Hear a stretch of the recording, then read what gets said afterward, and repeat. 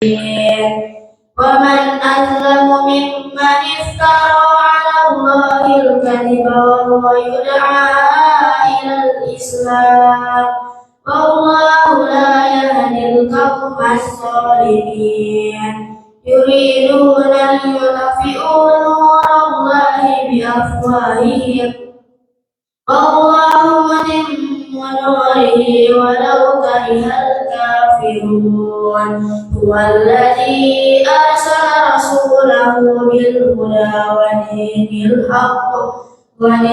الحق ليظهره على الدين كله ولو كره المشركون صدق الله العظيم. السلام عليكم ورحمة الله وبركاته.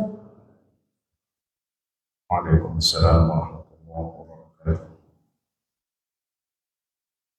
Bismillahirrahmanirrahim. Assalamualaikum warahmatullahi wabarakatuh. Alhamdulillahirabbil alamin. Wassalatu wassalamu ala asyrafil anbiya'i wal mursalin. Nabiyyina Maulana Muhammadin wa ala alihi wa sahbihi ajma'in. Subhanaka la ilma lana illa ma 'allamtana innaka antal alimul hakim. Wa la hawla wa la quwwata illa billahil aliyyil azim. Amma ba'du. Hadirin jemaah Masjid Raya Taman Isminya dimuliakan Allah Subhanahu wa taala. Puji dan syukur kita panjatkan kepada Allah Subhanahu wa taala atas segala nikmat dan karunia yang diberikan kepada kita. Di pagi hari ini kita masih diberikan kesehatan, kesempatan dan kekuatan sehingga kita bisa bersama-sama berkumpul kembali di majelis yang mulia ini. Salawat dan salam semoga selalu disampaikan kepada junjungan kita, panutan kita, suri kita, Nabi Muhammad sallallahu alaihi wasallam beserta seluruh keluarga, sahabat, kerabat dan juga pengikutnya yang senantiasa mengikuti jejaknya dan mengamalkan ajaran-ajaran. Kepada Allah Subhanahu wa taala kita lanjutkan kajian kita dari kitab karya Imam Ghazali rahimahullah taala yang berkaitan tentang kriteria ulama akhirat. Ulama akhirat yaitu kebalikan daripada ulama dunia yang terkenal dengan atau yang disifati oleh beliau dengan beberapa kriteria. Di antaranya yang sudah kita sampaikan di kesempatan yang lalu, para ulama akhirat, ulama yang rabbani adalah ulama yang tidak mendekati penguasa. Mutlak ya. Jadi Imam Ghazali ulama akhirat itu tidak mendekati penguasa, tidak mendatangi penguasa, dan seterusnya. Dan apabila kita ingin aplikasikan dalam konteks sekarang, tentu ulama akhirat ini sedikit. Apalagi kalau mau nyalek atau jadi pejabatnya. Selanjutnya di antara kriteria ulama akhirat, beliau mengatakan la yakuna musari'an ilal hudiyah. Tidak tergesa-gesa dalam mengeluarkan fatwa. Iya. Akan tetapi ia berhati-hati dan bagaimana caranya ia menyelesaikannya tanpa mengeluarkan fatwa. Jadi tidak tergesa-gesa. Kalau ia ditanya tentang sesuatu yang ia ketahui dengan pasti, ada nas kitabullah, Al-Quran atau hadis atau ijma' atau qiyas, maka ia memberikan fatwa. Kalau ia ragu, maka ia mengatakan la adri, saya tidak tahu. Imam Malik rahimahullah ta'ala, beliau pernah ditanya dari 50 masalah ilmu dan menjawab hanya 3 dari pertanyaan tersebut. Selebihnya beliau mengatakan la adri, aku tidak tahu. Apakah itu mengurangi keimaman Imam Malik? Tidak, ya. Justru memposisikannya dalam seorang alim yang berhati-hati. Jadi generasi pertama, ya, mereka tidak terburu-buru dalam memberikan fatwa. Makanya kita memiliki yang namanya fatwa kolektif, baik melalui ormas-ormas yang ada, ormas Islam yang sudah ada di Indonesia, ataupun gabungan ormas seperti MUI. Ya, agar kenapa? Agar kita terhindar dari fatwa yang salah. Karena fatwa adalah masalah yang nanti dipertanyakan oleh Allah Subhanahu wa taala. Hadis Rasulullah sallallahu alaihi wasallam, "Inna Allah la yaqbidu al-'ilma intiza'an yantazi'uhu min al-'ibad." Allah Subhanahu wa taala tidak mencabut ilmu dari hambanya secara langsung. Walakin yaqbidul ilma biqabdil ulama. Tetapi Allah mencabut ilmu melalui wafatnya para ulama. Ya. Jadi ilmu itu tidak hilang tiba-tiba. Ya, santri hafal malam 1 juz paginya hilang, ya. Wah, aneh udah ngafal juz amma, tiba-tiba besok hilang, tinggal 1/10 saja misalnya. Allah Subhanahu wa taala mencabut ilmu dengan wafatnya para ulama. Hatta idza lam yubqi 'aliman, sehingga kalau tidak ada lagi orang alim yang Allah sisakan di muka bumi, ya, ittakhadhan nasu ru'usan juhala. Fasu'ilu fa'aftau bighairi ilmin fadallu wa dhallu. Maka orang-orang akan menjadikan pemimpinnya adalah orang-orang yang bodoh. Mereka ditanya dan memberikan fatwa, kemudian tanpa ilmu maka mereka sesat dan menyesatkan. Ya, baik. Jadi kriteria ulama akhirat yang selanjutnya tidak tergesa-gesa memberikan fatwa. Dalam satu kabar yang disebutkan oleh Imam Ghazali, al-ilmu salasah. Bukan hadis, ya. Ilmu itu 3. Kitabun nafiqun, buku yang berbicara, buku artinya dibacakan, dikaji seperti itu. Wa sunnatun qa'imah, dan sunnah yang tegak. Jadi buku yang dikaji, sunnatun qa'imah, kebiasaan yang tegak, yang diamalkan itu ilmunya. Teori, praktik, wala adri. Yang ketiga, kata Imam Ghazali, bagian dari ilmu mengatakan saya tidak tahu. Kita kenal buku yang berbicara, yang diajarkan, ya, yang dibaca. Yang kedua, sunnatul qaimah, sunnah yang ditegakkan, amalan-amalan Nabi yang dipraktikkan. Yang ketiga, la adri, aku tidak tahu. Ya, artinya apa? Bagian dari ilmu ketika kita mengatakan aku tidak tahu. Tapi kalau lagi ujian gimana nih? Jawabannya gimana? La adri. Kenapa? Ya, karena tadi kata Ustaz, ya, ini bagian dari ilmu, ya. Kalau lurusin saya, la adri, saya nggak tahu kan. Kalau ujian beda lagi, ya. Nanti isinya la adri. Kan 50 soal, jawab 3 aja, selebihnya la adri. Itu beda, ya. Kalau konteksnya ujian atau CPNS, ya, atau mau masuk pekerjaan, itu beda. Tapi dalam masalah fatwa, maka harus berhati-hati. Baik.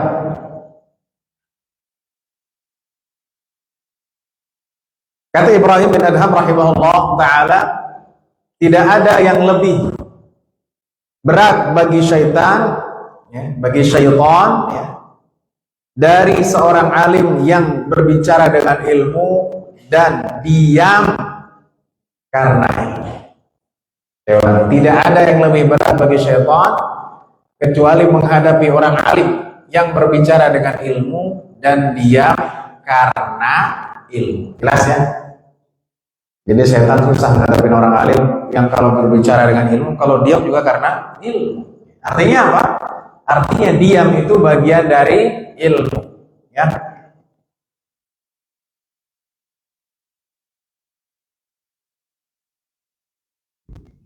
Iya, itu kriteria selanjutnya. Kemudian kriteria ulama akhirat yang selanjutnya banyak sekali kalau kita baca kisah-kisahnya ya. Saya akan skip kalau nanti nggak tamat-tamat ya. Ini udah jalan 2 tahun, 2021 sekarang 2023 ya. Masih dalam kitab ini. Selanjutnya kriteria ulama akhirat adalah an yakuna aktsaru ihtimamihi bi ilmil batin. Nah, ini ya. Ini yang membedakan memang buku Ihya dari buku lainnya. Karena di sini sangat jelas Imam Ghazali mengatakan bahwa ulama akhirat itu konsentrasinya lebih banyak ya. Bukan semuanya, lebih banyak dengan ilmu batin. Ilmu batin artinya apa? Ilmu hati ya, tentunya bukan kebatinan dalam istilah kita ya. Anda mau belajar ilmu kebatinan, wah mantap nih. Kenapa? Ya, karena kata Imam Ghazali, ya, ulama akhirat itu ya konsepnya lebih banyak dengan ilmu kebatinan. Ilmu kebatinan itu ilmu apa? Ilmu dukun ya. Bukan ya. Dan di awal sudah kita jelaskan adanya pergeseran istilah-istilah di zaman as-salaf. Ya, lagi-lagi Imam Ghazali sering mengatakan zaman as-salaf, orang as-salaf itu lebih baik ya. Jadi tidak benar kalau dikatakan Imam Ghazali ini ya tidak mengikuti generasi pertama. Sebenarnya beliau mengikuti generasi pertama ya, cuma dengan cara yang berbeda ya. Dalam arti apa? Beliau punya pendapat sendiri, tapi beliau tetap mengatakan sebaik-baiknya zaman adalah zaman yang pertama ya. Begitu ya, kita sudah jelaskan arti fikih dulu di zaman salaf seperti apa, kemudian berubah, kan? Arti ilmu dulu di zaman salaf seperti apa, kemudian berubah. Ya. Oh, fikih dulu, ya artinya orang yang memahami agama secara keseluruhan. Kemudian di zaman Imam Ghazali berubah bahwa fikih itu artinya belajar fikih ya, fatwa yang demikian. Jadi menyempit, gitu kan? Kemudian ilmu juga demikian. Dulu ilmu itu artinya takut kepada Allah, nama yakhshallaha min ibadihil ulama. Sekarang kata Imam Ghazali ilmu itu menjadi ya bagian-bagian kecil, ilmu kedokteran, ilmu tafsir ya. Jadi ada pergeseran. Baik. Jadi menurut Imam Ghazali kalau ulama akhirat itu konsentrasinya lebih kepada ilmu yang berkaitan dengan batin, dengan jiwa, dengan hati, wa muraqabatil qalb, dan mengawasi hati, wa ma'rifati tariqil akhirah, dan mengetahui jalan ke akhirat. Ya, kita sudah di awal tadi kita jelaskan ilmu fikih saja menurut Imam Ghazali itu ilmu dunia. Karena ujung-ujungnya menurut Imam Ghazali ya, di zaman beliau ya, para mufti itu nyari apa? Nyari jabatan. Ya, kira-kira saya bisa dijadikan mufti pribadi nggak? Pribadi ya. Kita itu ada apa namanya? Guru pribadi atau keluarga gitu ya. Ya nggak masalah. Cuman kalau seseorang ulama atau ustadz sengaja, kenapa sih itu ngisinya aneh biar diangkat jadi ustadz keluarga? Kenapa? Karena kalau jadi ustadz keluarga bayarannya kayak PNS sih. Misalnya, terus ada tunjangan segala macam. Ya, jadi seorang ulama akhirat dia concernnya kepada ilmu yang berkaitan dengan hati. Makanya dalam Sahih Bukhari, saya mengisi kajian Sahih Bukhari itu di Masjid PLN Baitul Salam sejak tahun 2016. Berarti sudah 7 tahun masih jilid pertama ya. yang masih kita wudu ya, dari kitab wahyu ilmu ya, masih wudu nanti sholat. Nah, di antara bab-bab atau kitab-kitab di dalam Sahih Bukhari itu ada kitab, ada bab. Kitab itu seperti fasal, bab itu seperti bab. Ada namanya Kitabur Raqaq. Apa namanya? Kitabur Raqaq. Kitab yang membicarakan tentang hadis-hadis yang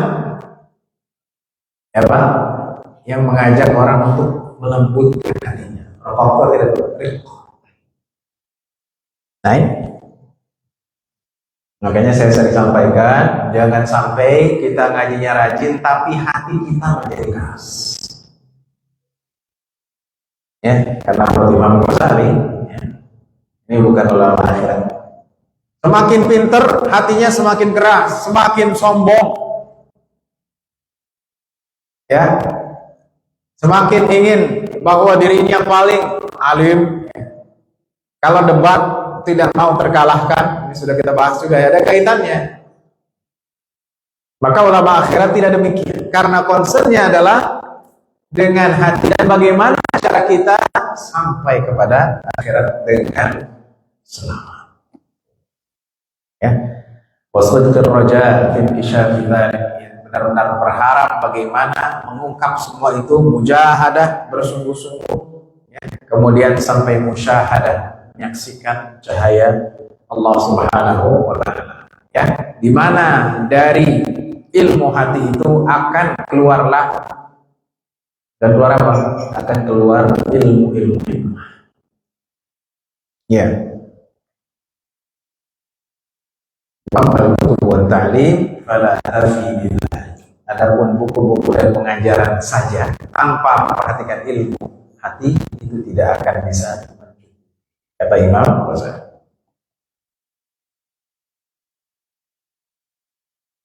Nah, ini hadis Rasulullah SAW ya. Hadis sahih, man amila bima alim warathahu Allah ilma ma lam ya'lam. Siapa yang mengamalkan apa yang diketahuinya, maka Allah akan mewariskan kepadanya ilmu yang belum pernah ia ketahui. Jadi lagi-lagi dari awal buku ini menekankan kepada kita untuk mengamalkan apa yang kita ketahui. Karena itu inti daripada ajaran agama manapun, mobil khusus Islam, untuk diapakan Pak? Untuk diamalkan, bukan diabaikan. Ya, tidak seperti orang Yahudi. Mereka diajarkan tapi dilanggar. Minal ladzina hadu yuharrifuna al-kalima 'an mawadhihi wa yaquluna sami'na wa 'asayna ويقولون سمعنا وعصينا واسمع غير مسمع وراعنا ليا بألسنتهم وطعنا في الدين. Orang Yahudi, sami'na wa 'asayna, kami dengar dan kami siap melanggar. Iya, kalau orang Islam kayak begitu maka dia seperti Yahudi, sama aja. Ya, jadi masalah hati. Kalau kita mengamalkan apa yang kita ketahui, maka Allah akan memberikan kita ya ilmu yang kita tidak ketahui. Ya, ini dalam Abu Nu'aim ya, tadi saya katakan sahih, tetapi Abu Nu'aim mengatakan dhaif, jadi tidak kuat. Nah, ada beberapa riwayat ya.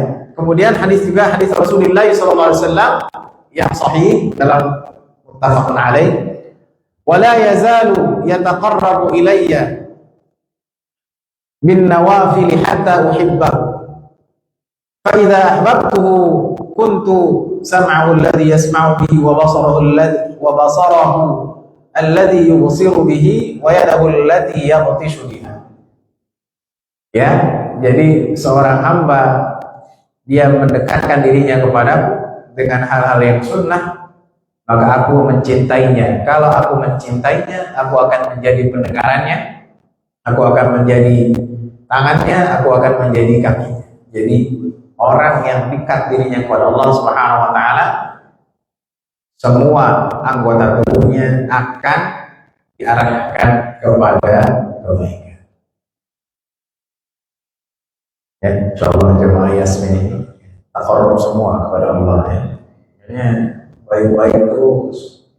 Mau ngaji gampang, ya sedekah gampang, ya. Membantu saudaranya gampang. Nah, ini ya yang berkaitan tentang masalah hati. Selanjutnya, kriteria daripada ulama akhirat an yakuna syadidal inayati bi taqwiyatil yaqin. Ya, ulama akhirat itu dia memperhatikan bagaimana menguatkan keyakinannya. Fa innal yaqina huwa ra'su malid din. Karena keyakinan itu adalah modal dalam benar. Nah, jadi kalau ulama akhirat itu yang dikuatkan keyakinan, bukan keraguan. Nah, dalam hidup ini kita menjalankan agama, Bapak Ibu sekalian, dengan yakin atau dengan keraguan? Yakin. Kenapa sih kamu pakai jilbab, Ibu? Karena nanti di akhirat kalau saya nggak pakai jilbab, ya, rambut saya akan ditarik sama malaikat dan saya disiksa. Kata siapa? Kata Ustaz. Nah, itu mah hoax. Iya. Ente nggak pakai jilbab, kalau ente baik, ente juga masuk surga. Oh iya ya. Jadi menguatkan keyakinan. Ya, jadi agama itu menguatkan keyakinan. Kenapa ente bantu orang Palestina? Kan mereka diserang oleh Yahudi. Palestina itu macam-macam, ada Hamas, ada Arafah, pokoknya ente sia-sia bantu. Oh gitu ya, daripada bantu mereka mendingan bantu aneh. Ini lagi kekurangan uang ya. Nah, ini jadi ketika kita belajar agama, belajar Islam, kita semakin yakin, bukan semakin ragu. Karena ada orang ketika belajar agama makin tinggi, bukan semakin yakin, malah semakin ragu. Dan ujung-ujungnya dia, alhamdulillah ya, gitu ya. Nah, itu bagaimana cara menguatkan keyakinan itu ya? Nah, ini ada beberapa.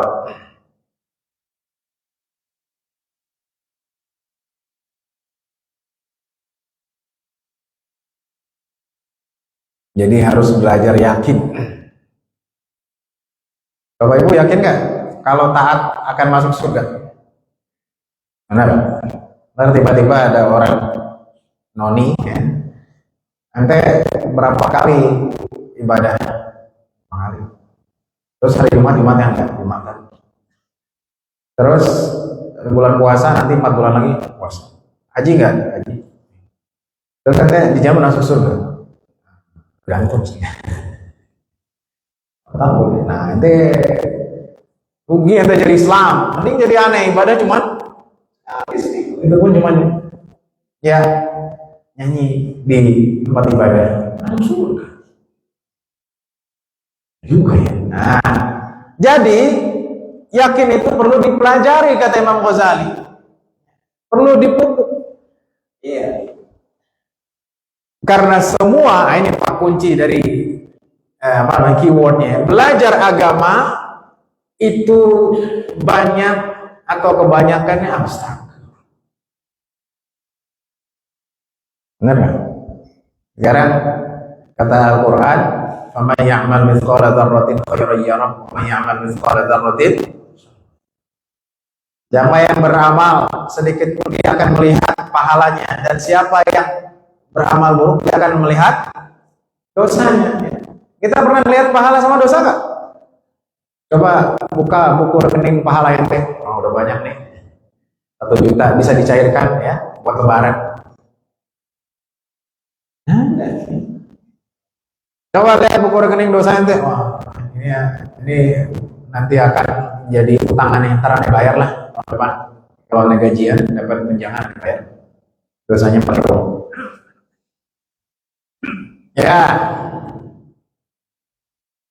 Jadi belajar keyakinan. Jadi agama itu adalah abstrak keimanan, keyakinan. Kita taat, ingin masuk surga. Pernah nggak lihat surga?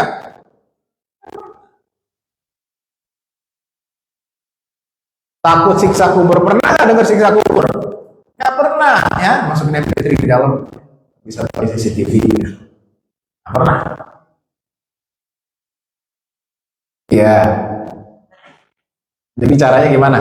Pertama kata Imam Ghazali, biasakan untuk membenarkan.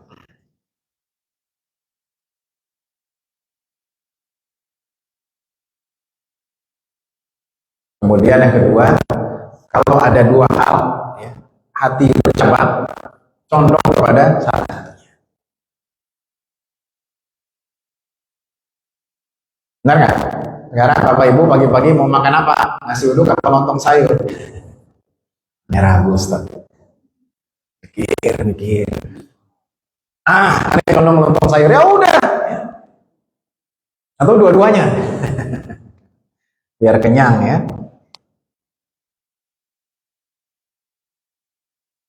Nah, kemudian mengetahui hakikat ya dengan burhan, dengan alasan. Ya. Kenapa ada milih lontong sayur? Kalau lontong sayur ada sayurnya, ada proteinnya, lebih baik buat diet. Diet banyak. Oh ini lebih sehat. Ada burhan. Kenapa saya meninggalkan maksiat? Karena ini bisa merusak diri saya, karena akan menyebabkan saya masuk neraka, karena nanti hidup saya tidak akan tenang. Ada burhan, ada alasannya. Itu yang membuat kita yakin. Ya. Jadi itu ya yang harus kita lakukan kalau kita ingin yakin. Pertama, biasakan kita membenarkan sesuatu, ya. Jangan meragukan. Yang kedua, kalau ada 2 hal, condong kepada satu saja. Yang ketiga, ya, pelajari alasannya. Mengapa saya memilih yang satu itu daripada yang lain?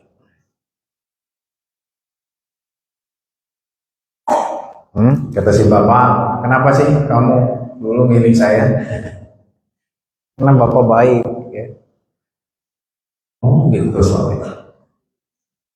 Tapi bapak dulu ganteng nggak? Enggak juga. Terus kau milih bapak? Ya. Nah, jadi harus ada burhan, ada alasan, ada hujjah. Ya. Nah, ada hal-hal yang harus kita yakini menurut Imam Ghazali. Yang pertama tauhid, jelas, ya.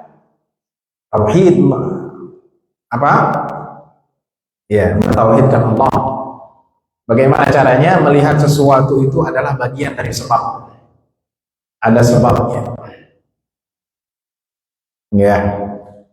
Dan musabbibil asbab adalah Allah Subhanahu wa taala. Jangan melihat kepada wasaid, perantara-perantara, tapi kita lihat musabbibul asbab. Allah lah yang berkuasa atas segala sesuatu. Maka keraguan itu akan hilang. Tauhid. Ya, yang kedua, yang masuk dalam keyakinan adalah as-siqatu bi dhamanillah. Nah, ini yakin dengan jaminan Allah birrizqi. Kita akan mendapatkan rezeki. Itu juga kita harus yakin, benar kan? Iya. Kalau kita nggak yakin, maka kita akan menjadi orang yang susah sendiri. Kenapa saya udah umur 50 tapi gaji saya masih segini ya? Kenapa sih saya susah banget ya nyari rezeki ya? Waduh, jangan-jangan nanti kalau saya mati anak saya kelaparan. Wah, jangan-jangan nanti kalau saya sudah tidak ada, dia susah untuk survive dan seterusnya. Harus yakin. Pertama masalah tauhid, kedua masalah rizki. Ya. Yang ketiga kata Imam Ghazali, Yang ketiga, jadi harus yakin dengan pahala. Kalau kita nggak yakin sama pahala, berarti kita tidak memiliki keyakinan dalam beragama. Pahala ada, dosa. Saya kadang mikir ya, ini orang yang korupsi ya, orang yang melakukan maksiat apa nggak ingat dosa ya? Nggak ingat ya, korupsi 2M, diambil langsung. Nah, ingat terus. Pas ketangkep, astagfirullah. Baru ingat dosa, itu udah KPK ya. Waktu dia dapat uang, nggak ingat dosa. Dan 1 T berapa triliun, nggak ingat dosa. Nah, yang ketiga, yakin itu adalah ya, yakin itu adalah apa? Yakin di dalam hati bahwa ada dosa, ada. Yang keempat, ya, yakin bahwa Allah selalu mengawasi atas apa yang kita lakukan. Itu yakin, kita harus yakin. Ya, datang ke Yasmin, mau ngapain? Saya mau ngaji. Ya. Itu. Ya. Malam-malam keluar rumah mau ngapain? Nyari baterainya. Gitu. Ya. Yakin, jangan sampai keluar malam-malam ngapain isi bapak nih. Jam 12 malam lagi nyari mie tek-tek sama mie goreng. Nah, jadi harus yakin Allah Subhanahu wa taala mengawasi kita setiap yang kita lakukan, bahkan apa yang kita dhamir hawajis, apa yang kita ucapkan di dalam hati, Allah mengetahuinya. Ya, banyak ini. Jadi itu masalah keyakinan, caranya seperti apa. Kemudian apa saja yang masuk dalam keyakinan itu tauhid, ya, yakin dengan pahala, ya, dan dosa, ya, kemudian yakin Allah Subhanahu wa taala akan memberikan rezeki, dan yakin ya bahwa Allah mengawasi setiap apa yang kita lakukan. Bahkan hati kita Allah Subhanahu wa taala mengetahuinya. Nah, kriteria ulama akhirat yang selanjutnya, nah ini agak berbeda ya, mungkin kita jarang dengar. Perhatikan. Oke, baca. An yakuna hazinan munkasiran mutatariqan saqitan. Jadi ulama akhirat menurut Imam Ghazali itu hazinan, yang lebih banyak sedihnya. Ya, munkasiran, yang hatinya memang benar-benar pecah untuk Allah Subhanahu wa taala. Sabitan, lebih banyak diam. Yadharu atharul khasyati ala hayati. Tampak ulama akhirat itu mukanya itu rasa takut ya kepada Allah Subhanahu wa taala. Ada seorang jemaah bilang ke saya, ini fakta, saya nggak sebutin namanya dan siapa orangnya saya. Jadi ada seorang kiai, ya, dia bilang, cerita kepada saya, dulu sebelum jadi pejabat mukanya bersih, tawadhu, gitu. Sekarang gimana? Mukanya hitam katanya. Kok bisa gitu? Saya bilang ya mungkin karena apa? Karena perubahan. Saya nggak sebutin nama jemaah ini dan siapa orang tersebut ya. Jadi dulu sebelum dia menjadi penguasa, berkuasa, bercahaya dia bilang. Ya, tawadhu, kelihatan ya. Tapi setelah menjadi pejabat, menjadi orang penting, mukanya hitam kata dia. Masya Allah. Saya berkata, ini jangan-jangan yang dikatakan oleh Imam Ghazali ya. Iya, jadi kalau ulama akhirat dari pancaran kelihatan ya. Ya, dan dia apa? Hatinya benar-benar pecah dalam arti untuk Allah Subhanahu wa taala, hazinan ya. Tidak banyak senang, justru banyak sedih. Kan itu sesuai dengan firman Allah Subhanahu wa taala. Bal yadhaku qalilan wal yabku katsiran. Ya, dan banyak-banyaklah nangis ya, dan sedikitlah ketawa. Tapi kalau dengar kajian serius terus ngantuk Ustaz. Ya, ya sedikit-sedikit diselingi nggak apa-apa. Tapi ini jadi seorang ulama akhirat itu yang hazin, yang mukanya itu terlihat ya. Dia benar-benar sedih, ya. Takut kepada Allah, mukanya terpancar. Berarti kalau Imam Ghazali ngelihat zaman sekarang udah kelihatan ulama akhirat atau ulama dunia kelihatan geraknya, cara berbicaranya. Oh. Dan suaranya menunjukkan amalannya. Jadi kalau ngomong sesuai dengan bukan ngomongnya doang. Sedekah. Tapi dia kasih. Ulama akhirat kalau ngomong menunjukkan amalannya. Ya, sudah saya sering sampaikan bagaimana Imam Ahmad ditanya tentang hadis masalah bekam. Wah Imam, kita pengen hadis terus masalah bekam. Kata Imam Ahmad, saya belum pernah bekam. Tunggu, saya panggil tukang bekam. Saya mau bekam. Besok saya sampaikan hadisnya terus. Gitu. Padahal Imam Ahmad punya ilmunya, sanadnya sambung kepada Rasulullah, tapi untuk menyampaikan Imam Ahmad kan Nabi juga begitu, ya kan? Kata ulama usulul fiqh, apa yang diperintahkan Nabi SAW yang sunnah bagi umatnya itu wajib bagi Nabi Muhammad. Jelas? Jadi kalau Nabi bilang qiyamul lail, mesti melakukan. Begitu, ya, sedekah Nabi melakukannya.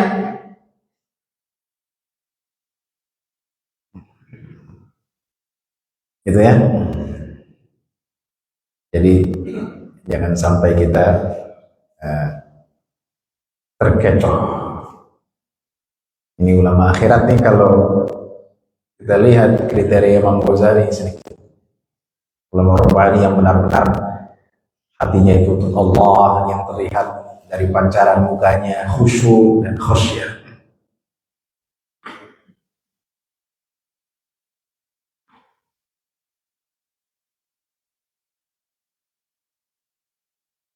Baik.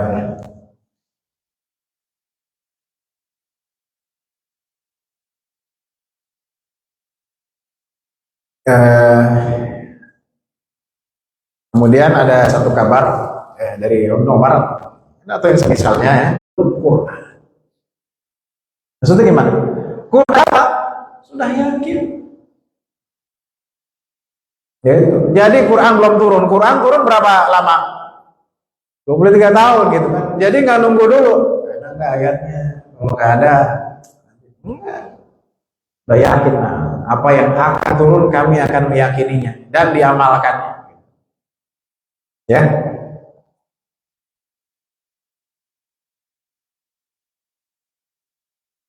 Baik. Kemudian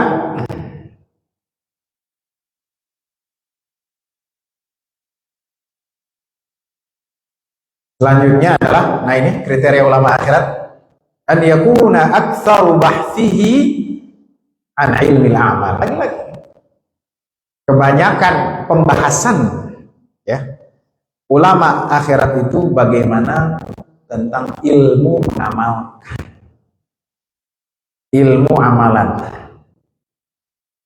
wa amma yusiluha, dan apa saja yang bisa merusak amalan, wa yushawwishul qulub, dan yang mengganggu.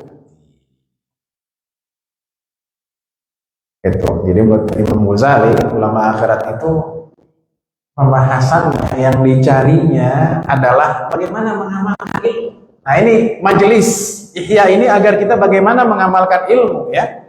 Apa saja yang bisa merusak amalan kita, apa saja yang menyebabkan hati kita ya, terganggu, lagi sholat terganggu ya, lagi ngaji terganggu karena datang WA ya. Nah di rumah belum ada sarapan, oh iya sebentar itu panasin sendiri, nggak bisa mak, tunggu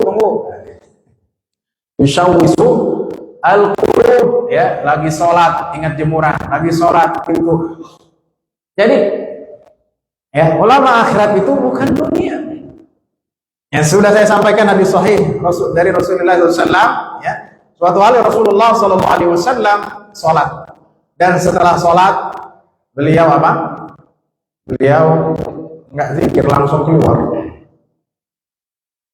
Sahabat pada zikir dulu. Kemudian setelah pulang ke rumah, balik lagi Rasulullah SAW. Ditanyakan, ya Rasulullah, mengapa kau tadi langsung pulang? Kata Rasulullah SAW, ya, aku ingat ada sebongkah dari emas, sebongkah 5 kilo ya, lumayan ya, buat beli perias, jual ya. Aku ingat ada sebongkah yang aku simpan, aku dapatkan ya, dalam satu peperangan yang aku miliki, aku belum sedekahkan. Jadi Rasul meninggalkan zikir di masjid bukan karena jemuran, bukan karena lapar, ya, tapi ingat ada harta yang belum disedekahkan. Kira-kira kita sudah level ini belum? Pak, ingat Pak, ada uang yang belum sedekahkan. Biasa kita keluar sedekah buat yatim, lupa. Nah, ya, jadi ulama akhirat, ya, ulama akhirat, ia akan membahas banyak tentang ilmu bagaimana apa saja yang bisa merusak amalan. Ya. Kemudian ada syair, araftu syarra la lisyarri walakin ya bitawaqqihi, ya. Aku tahu kejahatan bukan untuk melakukan kejahatan, tapi untuk apa? Untuk menghindarinya. Wa man lam ya'rif asy-syarra minan nasi yaqfi. Siapa yang tidak tahu keburukan dari manusia, maka dia akan jatuh kepada keburukan. Jadi mengetahui keburukan untuk dihindari, bukan dipraktekkan atau diamalkan. Baik, Bapak Ibu yang dimuliakan Allah Subhanahu wa taala, demikian kajian pada pagi hari ini, semoga memberikan manfaat bagi kita semua ya. Intinya adalah kriteria ulama akhirat, ulama Rabbani, Imam Ghazali ini berat ya. Bagaimana menjadi ulama yang benar-benar orientasinya adalah akhirat, bagaimana menekankan kepada masalah hati ya. Bukan berarti ilmu lain nggak penting, bukan ya. Memang concern Imam Ghazali dalam masalah ini ya. Jadi kalaupun kita misalnya concern dalam ilmu dunia, yang Imam Ghazali bilang ilmu fikih, ilmu kedokteran, tapi jangan sampai hati kita menjadi apa? Rusak ya. Menjadi rusak, orientasi kita berubah, kita mencari dunia, kita mencari kesenangan, karena semua itu bukan ya bagian dari ulama akhirat ya. Semoga apa yang kita ya usahakan dari keduniaan, yang kita kumpulkan dari harta, bisa menyampaikan kita kepada akhirat yang dimaksud akhirat dengan selamat dan masuk surga. Amin ya. Ingin masuk surga Bapak Ibu sekalian? Ingin masuk surga sih. Mau beramal nggak? Ya kalau itu pengen masuk surga aja ya, harus beramal dan benar-benar membersihkan hati kita dari segala hal-hal yang tidak baik, dan itu akan juga berdampak pada amalan kita. Demikian, sallallahu ala nabiyina Muhammadin wa ala alihi wasallam. Alhamdulillah. Mungkin ada pertanyaan? Silakan. Assalamualaikum warahmatullahi wabarakatuh. Waalaikumsalam. Silakan. Apa maksud dari ilmu batin itu, dan apakah ilmu itu sama dengan ilmu tasawuf? Ya. Iya. Apa wujud ilmu batin itu? Ya ilmu tasawuf sama ya. Karena tasawuf memang Imam Ghazali di sini belum membahas ya. Dan tasawuf kalau kita baca, apakah dari sufa, apakah dari sofa ya. Ya, di mana dulu orang-orang pakai baju dari apa? Ya. Dari bludru ya, dari pakaian yang tebal, kemudian apakah dari mensucikan hati dan seterusnya. Ya, ilmu batin itu memang concern Imam Ghazali ya. Tetapi beliau belum membahasakan di sini. Nanti ya. Jadi semua yang kita bahas ini ya arahnya ke sana. Dan apakah dikatakan bertentangan? Tidak bertentangan.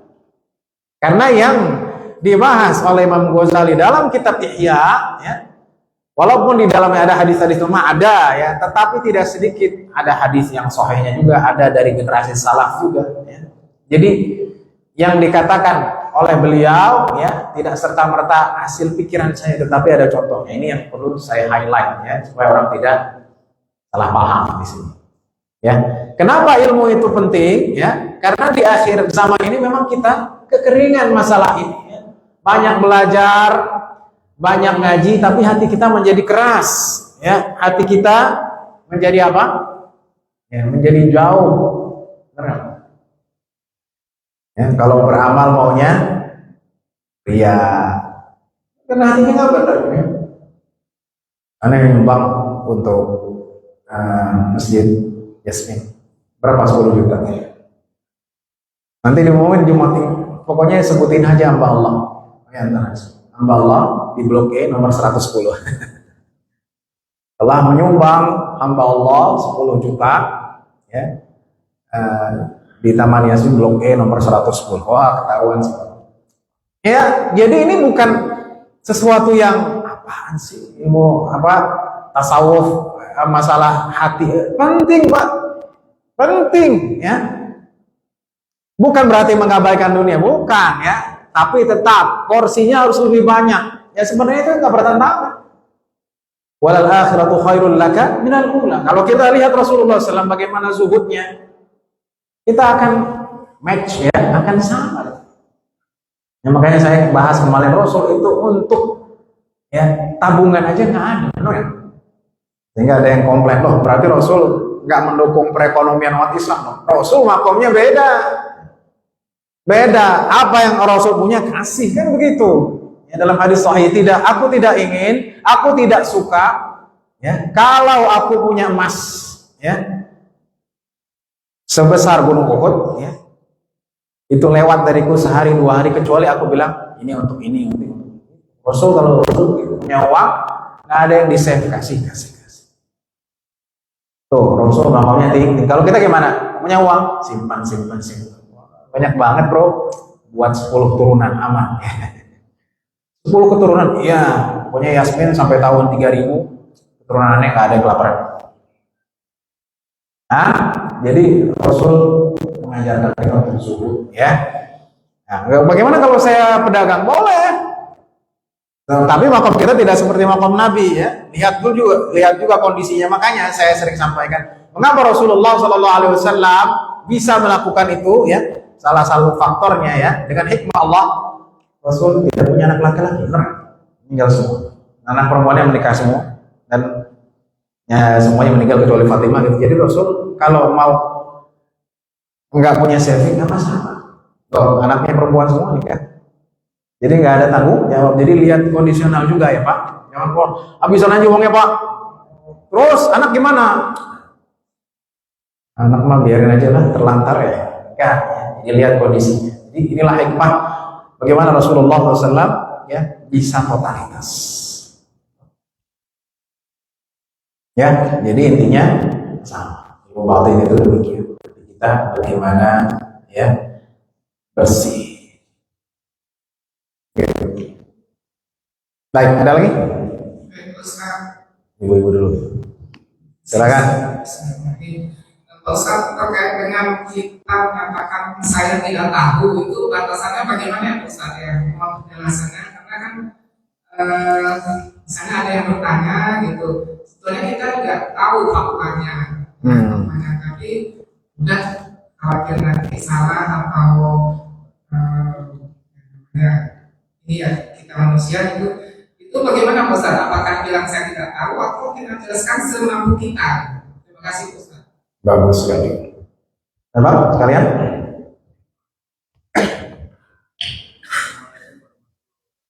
Waalaikumsalam warahmatullahi wabarakatuh. Amal ibadah yang kita lakukan itu harus punya keyakinan bahwa kita yakin bahwa Allah selalu melihat kita. Betul. Yang Betul. dilakukan. Ya. Namun bagaimana ketika sama-sama punya keyakinan, tapi ada perbedaan di dalam penafsiran. Sebagai contoh yang kemarin kawan kami yang datang bersama KPK itu Pak. Yang mana? Oh ya. Ya, kalau saya sebut inisial aja Pak Ya. Muhammad. Ya. Jadi Dia kepingin yakin karena kalau saya ini kan bahwa ini adalah uang jasa, karena saya bantu proses dia sampai selesai sehingga kami mendapatkan jasa dalam pekerjaan itu. Tapi pandangan dari KPK ini korupsi, nggak bisa uang jasa seperti itu karena kan itu tugasnya dia.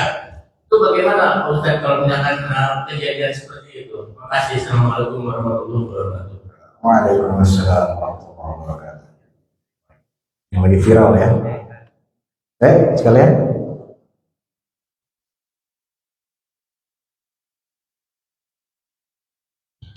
Assalamualaikum warahmatullahi wabarakatuh. Waalaikumsalam. Pengen nanya itu kan ada istidroj azab bukan bentuk nikmat bagi orang yang lalai kepada Allah SWT. Ada istidroj dalam hal keilmuan, misalnya orang yang punya ilmu tapi tidak bisa buat dekat kepada Allah. Terima kasih. Assalamualaikum warahmatullahi wabarakatuh. Teori baru nih. Baik. Jadi yang pertama masalah tidak tahu ya Ibu ya. Bagaimana kalau kita ditanya kemudian kita apakah nggak tahu gimana? Anda nggak tahu, pokoknya kita cari aja di Google gitu kan. Atau kita jawab semampu kita. Nah itu biasanya kita yang tahu. Ya. Maksudnya gimana?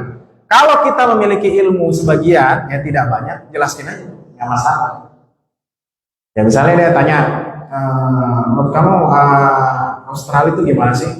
Oh, setahu saya pernah baca Australia itu benderanya begini, ya sistemnya begini, ya sistemnya dia demokrasi dan oh ya, cuman itu yang saya tahu. Jadi intinya kalau kita memiliki sedikit ilmu kita sampaikan.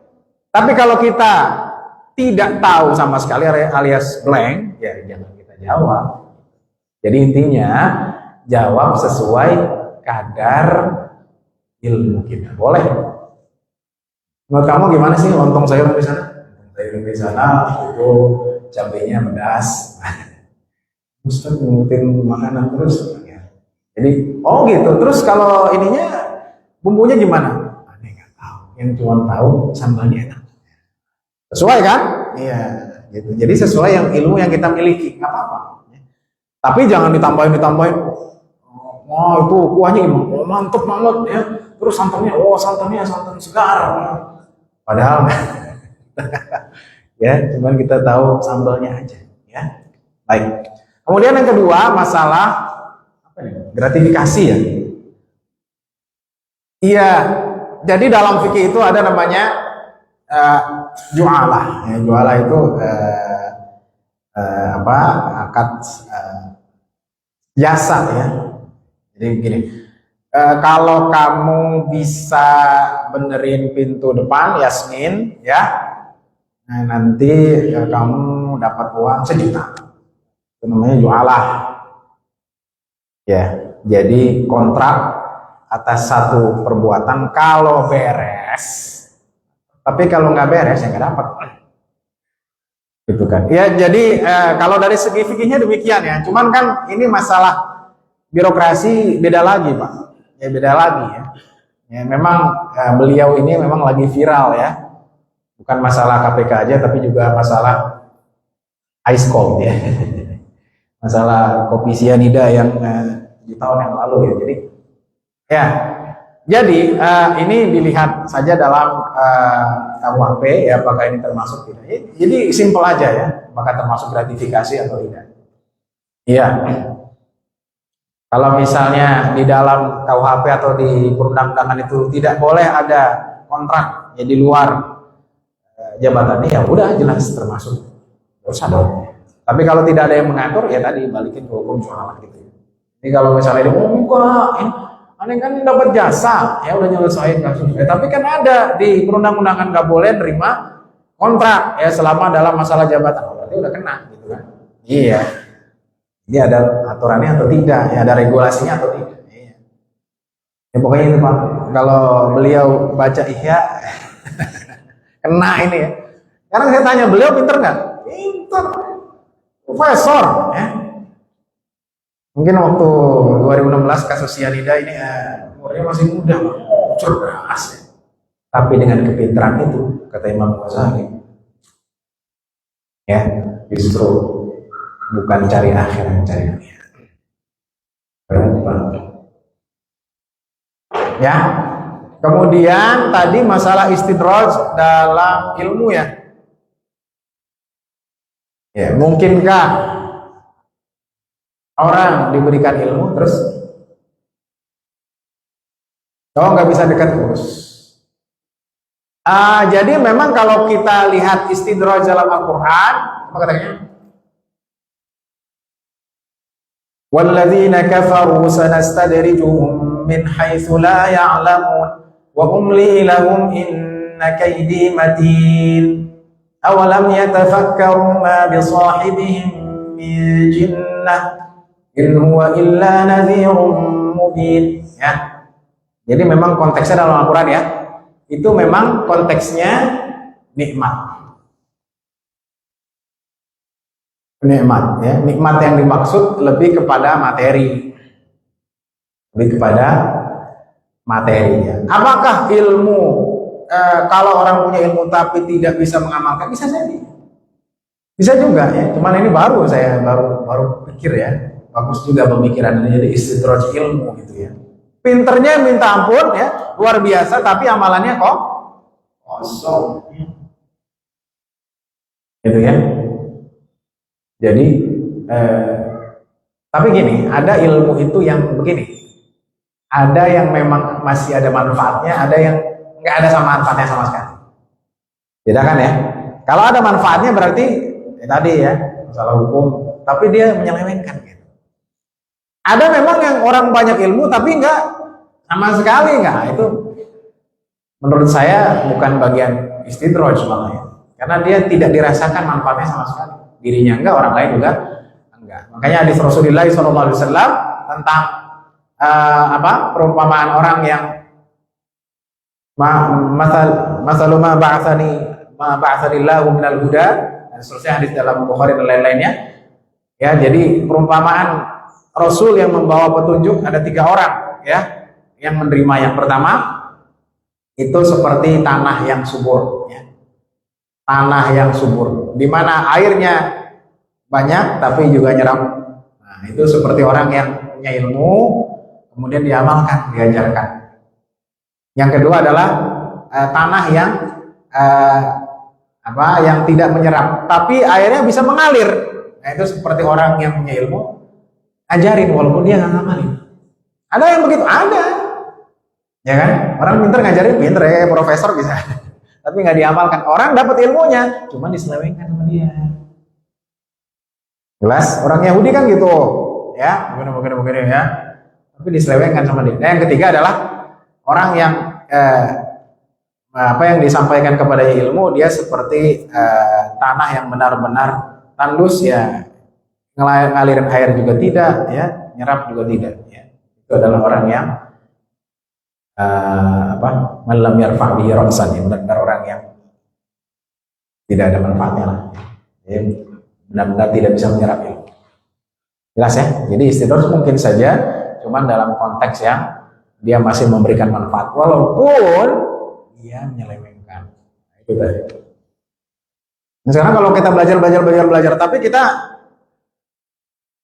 nggak ketahuan ilmunya gimana, ada manfaatnya nggak? Ente sudah hafal berapa, bro? Alhamdulillah 30 juz, besok nambah 31 juz. Gak ada. Terus hafal bahasanya oke kan tadi ya. Ditasmikan, ada manfaatnya, Walaupun nanti yang lebih jauh mengamalkannya, mentadaburkan itu lebih jauh. Tapi kita nggak, alhamdulillah tadi dia mentasmikan soft ya, walaupun nggak semua punya. Mantap, Mas. Baik, saya kira cukup karena waktu ya. Intinya kajian ini masih panjang ya, Pak. Kapan tamatnya Ustaz? Wallahu a'lam ya.